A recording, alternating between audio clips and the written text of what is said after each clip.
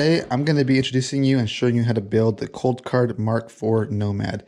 So this is a power on-the-go case for the Coldcard Mark IV. It was inspired by the Coldcard Power Shell by beansbulletsbitcoin.com. So if you want a really nice version of this with a nice design backplate, go check out their website. I saw that and I thought it was a really cool idea, but I wanted to change it up a bit so that it fits my use case better. So with that, it came with integrated cable management, but also it's built with off-the-shelf parts. So we're not reliant on the Coldcard, or we're not reliant on the CoinKite cold power adapter, which is like another 25, 30 bucks plus shipping. So this, with using these parts and this design, you get a more compact design, and it's cheaper this way if you want to build your own. So if you do want to build your own, I'll have the STL available on my website for download, so you could print it and you could watch this video to see how to build it. If you want to buy one of these, I'll make them available on my website for sale. I sell them only for Bitcoin, so please check it out if you are interested. Free shipping, and I ship only here to the US. So anyways, this is the Mark IV Nomad. So got a power switch on the right side. You'll see that this is a brand new Coldcard. I'm waiting to set it up another time for another video in the future, but I thought I'd make this one first. So got a power switch. You have your power indicator light, and then yeah, like I said, it's all simple components. So in this video, I'm going to show you how to build it. So let's get right to it. So the things that you're going to need a SS12F15 power switch here, a 9-volt battery adapter, some 9-volt batteries. You're gonna need the USB power module. So this is what's gonna take the 9 volts from the battery, and it's going to convert it into 5.2 volts, which is perfect for charging phones and perfect for keeping this Coldcard Mark IV alive without killing it. So let's use that. And that's it. And you're gonna need a case, which I'll show you right now. So here's a empty case right here. The way that it works is, see if we get some light on here. The way that it works is we have these little nubs right here with a slit. So the case was designed to fit the switch in without any hardware. So the switch is going to get pressed into there. It'll fit, and then the USB power module fits into here, and then through this hole the USB cable comes out, and you wind it up, stuff it in there. Stick the battery here. You have a little ledge here at the bottom. I don't know if you could see it, but there's a little ledge down there that keeps the battery kind of sitting up a little bit, just to keep things from rattling when you shake it. But then you got your simple case. It just slides over and clicks into place. Oh, another thing I want to mention really briefly is I also designed this Coldcard with a little bit of extra space in the back. That way you're always ready. And what I mean by that is, let's get this. And what I mean by that is, let's say you have your SD card adapter. You could actually keep that tucked in here. And that way you are always ready to go. Your Coldcard is always ready to go.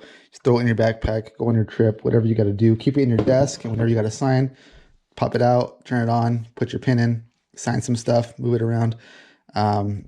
Super simple. So anyways, getting back to it, we have our case and we have all of our hardware that we need. So let's go ahead and start assembly. There's a few things that we're going to do. First, we need to just create a harness. So this is what a harness looks like.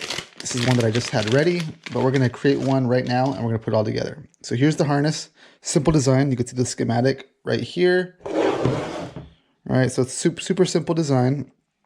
So let's go ahead and make it. So I'm going to put this one away. So let's go. So we have our case ready to go.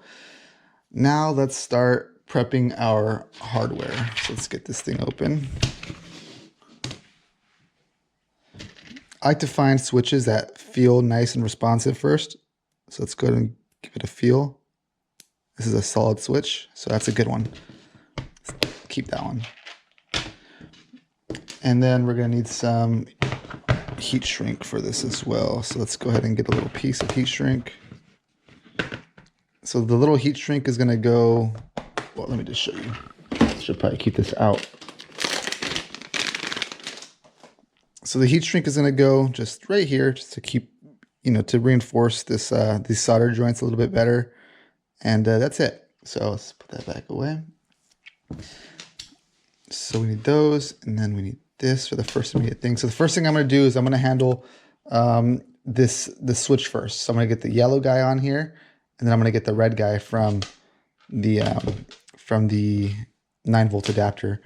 So let's go ahead and clean up the wires a bit, and let's get some wire for the yellow. So I like to get around like 11 centimeters around there. So let's go ahead and just get it. Okay. And then same thing for here. I like to get around 12 centimeters of this. So let's go ahead and get around 12 centimeters. Let's go up there. Okay. And then the red one, I like to cut the red one a little bit shorter, kind of like in half, but maybe a little bit more slack. So let's cut it like right here. And that's just because when you wire this thing up, the red cable doesn't need to travel as much. So let's just cut off some slack to make it easier to manage when this thing is all built. Okay. We got to get the red guy on and the yellow guy on. So let's go ahead and get these wires a little stripped. I'm going to strip just a little bit more because we have little loops to tie around. So I want to make sure I got all the space I need. Let's go ahead and do it again here. Okay, good.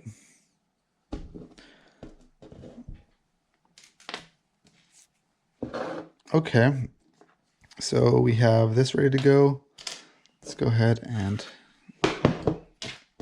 get this thing on. So let's get this yellow one on first. Dip this in some flux. And then the yellow is going to go on the outside here, right? So let's put it on the outside. Also, I'm doing all this with the GoPro. So if you like this style of video, let me know, and there'll be a lot more where this came from. Okay, so that's that. And then on this one, we got to make sure we put the heat shrink on first. And I had to cut this heat shrink, so I like to find the flattest side, and I put the flattest side up. Okay, let's go ahead and get this guy on there now.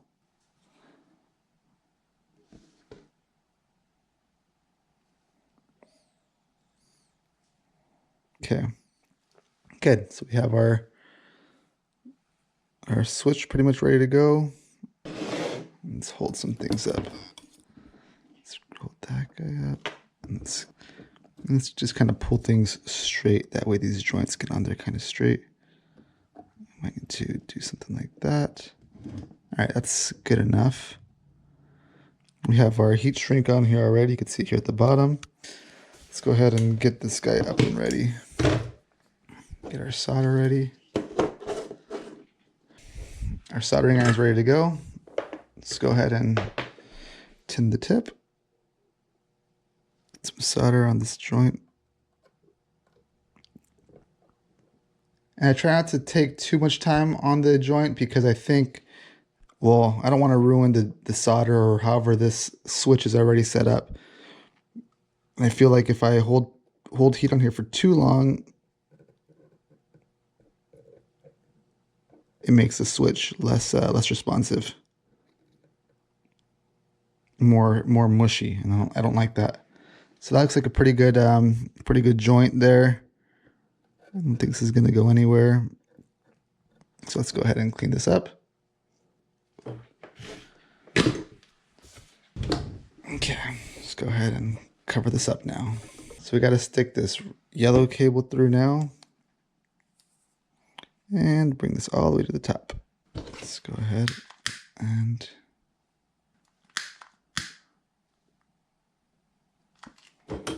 okay, looks pretty good to me. Okay.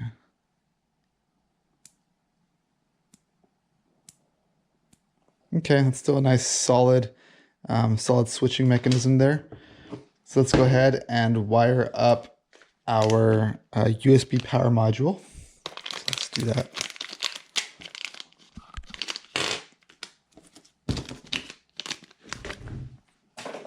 Okay, so here's a USB power module. It goes like this. You can see we have our power up top and then our negative at the bottom. It's also reflected on the back of this. You could kind of see it. So let's just go ahead and start doing it. So let's go ahead and get our mounts up. Clear up some of these tips here. And these ones don't need to be nearly as long because we're not going to be tying them. We're just going to be pushing it through entirely through the hole and then getting a really nice solder joint on it. And then we'll just cut off the excess if we have extra trim. So let's go ahead and do this. Keep them straight. Yellow's going to go to the positive. This is kind of tricky here. Let's just stick it in there. Once it's in there, we're going to crimp it. Let's make sure I don't have any loose cables. Everything looks good. Now, I don't know if you could see, but I'm going to give a little bit of gap at the bottom. That way I can get the solder going all the way through. So it's a little gap right there. Put it down and let's solder it up.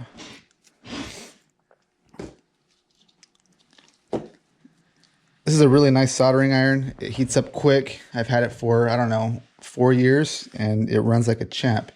I don't use it every day, but I use it pretty often and the tip looks good. I'll leave a link to this one in the description if you want to pick one up just like this. All right, so here we go. Everything looks hot. Let's go ahead and get some solder on this joint here. So I'm going to just heat things up a little, get some solder for easy heat transfer. Stick that on. And that looks pretty good to me. Okay. Same deal. Flex her up. Thread the needle. There. So this looks much better now. If I didn't do that. There, that looks good to me. So let's go ahead and get the solder going.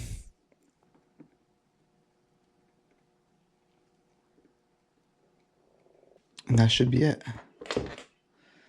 So there we go. This guy looks some really good joints on there. Now, let's do a quick function test because we don't want to be plugging in this harness to a cold card without knowing what its output is. So I have this this Frankenstein USB cable here that I use for testing. And I have my multimeter. So let's go ahead and bring all this stuff over. So here's the multimeter. This is an old multimeter. I don't know, from the 80s or something. It's from my dad. He gave it to me like, I don't know, 15 years ago. And I still use it. So let's go ahead and get this thing ready. So let's use my test battery, plug in some power. You see the lights working. All right, so let's turn off the switch. Power it up. Okay, so let's go ahead and let's see what this power output is. We're expecting 5.2 volts. Let's go ahead and turn it on. Let's get my multimeter. Let's pinch that guy. And pinch this guy. And you kind of see my multimeter's kind of messed up, but it says 5.2 volts. Okay. So this looks good to me. So that passes that. Now we need to go ahead and get this harness into a case. So our harness is ready. We're done soldering.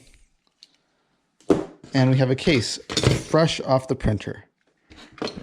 Okay, so when we print this, it prints from the ground up, right? So that means we have all this stuff called support. I'm sure if you're a printer, you know this already. But that's because you can't print on nothing, right? So this is kind of elevated, so is this. That's why the surface is a little bit more rough here. It's because there's a support that we got to take off. So let's go ahead and start cleaning this up by taking off our supports.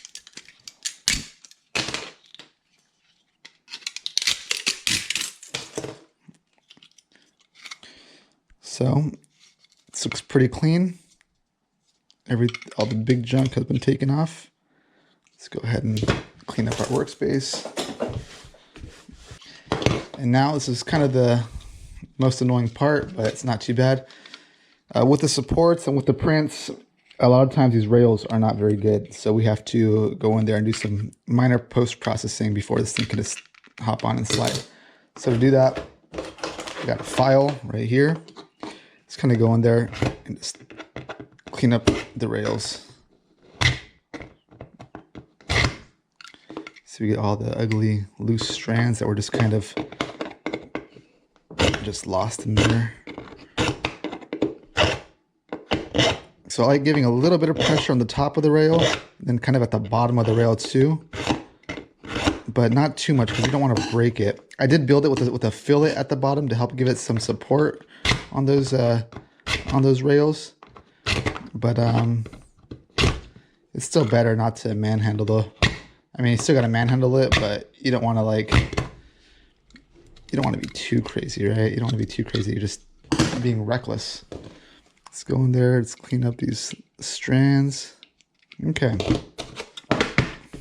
Let's try to fit this on again. See how we do. So it's better. It clicks. It's still kind of tight though. Let's do maybe one last pass. Let's get to assembling. So we have the case ready. We have our harness ready. And we have everything we need. So let's get to assembling. Oh, I forgot to mention, we also need one of these. Just a USB cable. So this is what's going to power our cold card. That's a short 0.6 foot cable with a 90-degree head. So let's go ahead and get this thing in. Let's get it in first. So there's kind of a little trick to it. You kind of got to like just noodle it in, but it should go in pretty smoothly if you get the right angle. So there we go. There's that. Next, we need to get the harness in. For the harness, I like to put the switch on, I like to use the two used pins on the top side of the cold card. So it's going to go in like this. And the point of that is just so that we switch the switch up to turn it on and down to turn it off.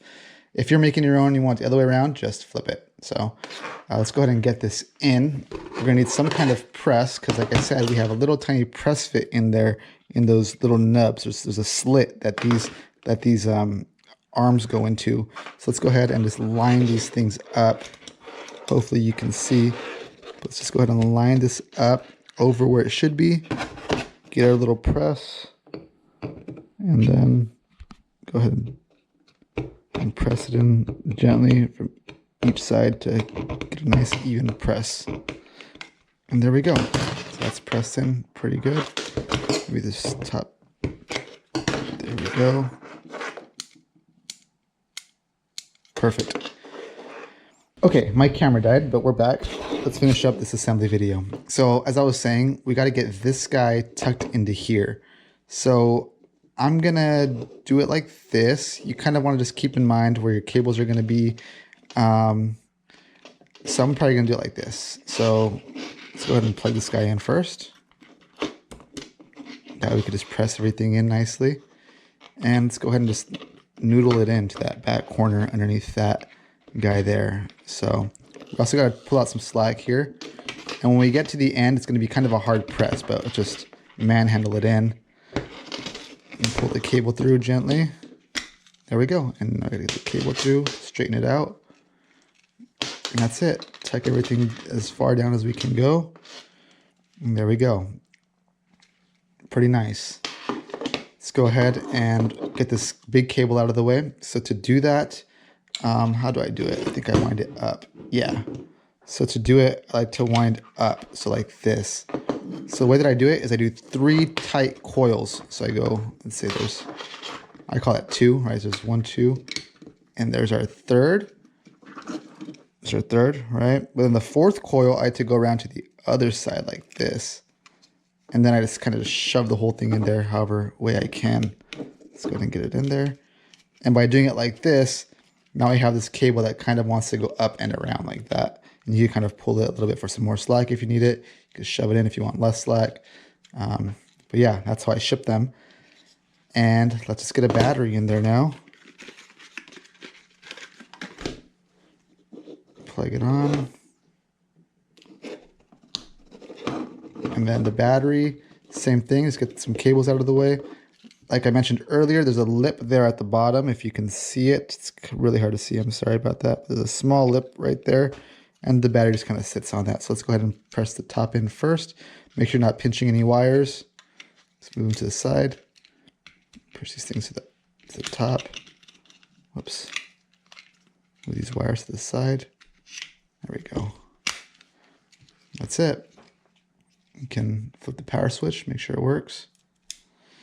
To take out the battery, that's what this lid is for, because it's kind of a press fit. So to take out the battery, you got to use your fingers. First you take off the cold card and just kind of push it out, and then you can kind of get it out from there. All right, so changing the battery is pretty easy. Replacing the battery is pretty easy.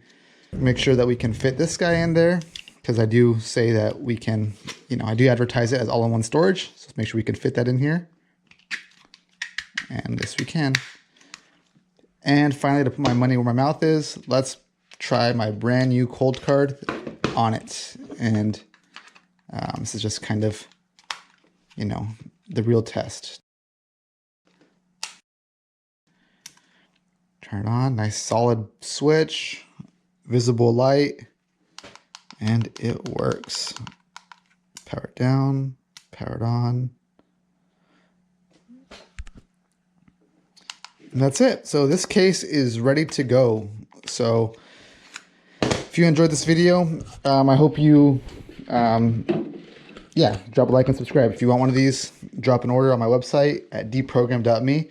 If you want to make your own, check out my website for the STLs, or the link in the description here. I'm going to have everything there. So I hope you like this video. Let me know what you think about this style too. It's my first time making a GoPro video strapped to my chest, so you get to kind of see what I'm doing around my workspace.